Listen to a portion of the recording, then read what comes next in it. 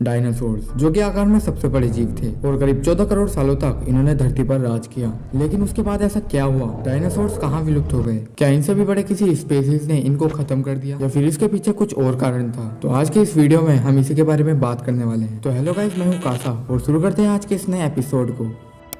आज से करीब 6.5 करोड़ साल पहले धरती का वातावरण काफी ज्यादा साफ था और चारों तरफ हरियाली थी। उस वक्त की धरती पर ये बड़े जीव और ये चूहे जितने आकार के मैमल्स रहते थे और ये मैमल्स डायनासोर के डर से बिलों में रहा करते थे। यही मैमल्स आने वाले वक्त में इंसानों का रूप लेने वाले थे। सब कुछ सही चल रहा था, पर उस वक्त एक 10 किलोमीटर का डायमीटर वाला एस्ट्रॉइड सीधे धरती की ओर बढ़ रहा था और जैसे ही वो एस्ट्रॉइड अर्थ के ग्रेविटेशनल फील्ड के अंदर आता है, उसकी स्पीड हर सेकंड बढ़ने लगती है और करीब 70,000 प्रति घंटे की रफ्तार से वो एस्ट्रॉइड अर्थ के एटमॉस्फेयर में एंटर करता है और फ्रिक्शन की वजह से वो एस्ट्रॉइड एक आग के गोले में तब्दील हो जाता है। उस एस्ट्रॉइड की चमक इतनी तेज थी कि जो भी जानवर उसके 800 किलोमीटर रेडियस के अंदर आए वो सब अंधे हो गए। एस्ट्रॉइड धरती से टकराता है और एक बहुत भयानक विस्फोट होता है। ये विस्फोट इतना भयानक होता है कि इस विस्फोट की वजह से धरती का लाखों मैट्रिक टन डस्ट और स्टोन स्पेस में चला गया और जिस जगह पर एस्ट्रॉइड टकराया था उस जगह पर 180 किलोमीटर चौड़ा और 20 किलोमीटर गहरा गड्ढा बन गया और इस विस्फोट की वजह से अर्थक्वेक की तरंगे अर्थ के क्रस्ट में बहुत दूर तक चली गई, जिसकी वजह से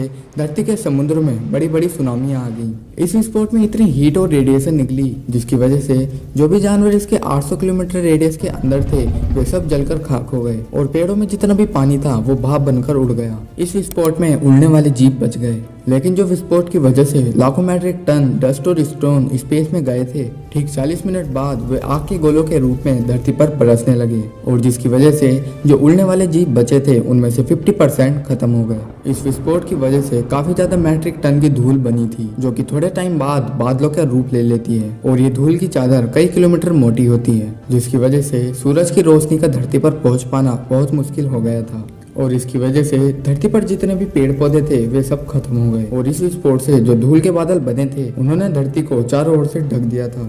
इस विस्फोट के बाद धरती का तापमान 150 डिग्री सेल्सियस तक चला गया। इसकी वजह से जो डायनासोर विस्फोट की जगह से बहुत दूर थे वे भी गर्मी से बच नहीं पाए।